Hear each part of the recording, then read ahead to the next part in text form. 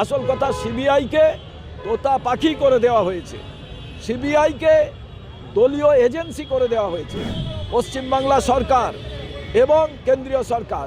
আপনাদের বলি অশুভ আঁতাত, নাটক খেলা।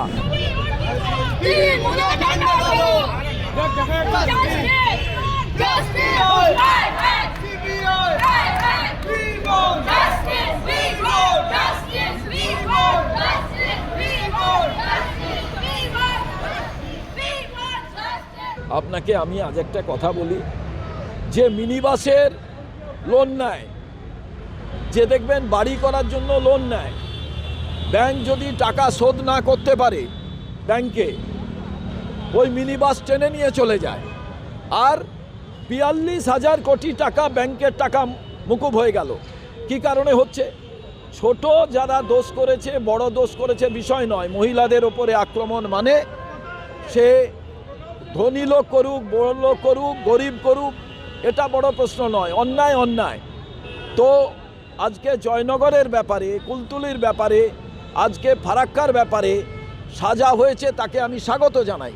কিন্তু আরজিকর এটা লালসার শিকার না সংগঠিত ক্রাইম, এই বিষয়টা সিবিআই বলতে পারলেন না।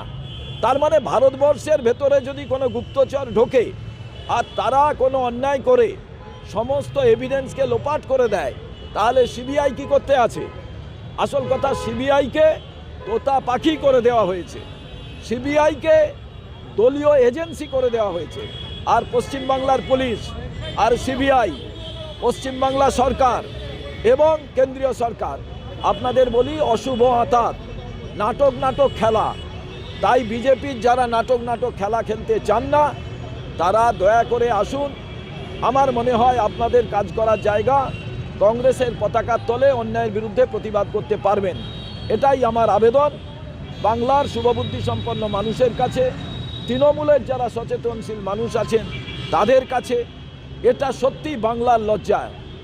এ কোন সিবিআই, এ কোন ইডি, আর কোন বাংলার পুলিশ, বাংলার প্রশাসন? এটাই আমাদের প্রশ্ন আজকে।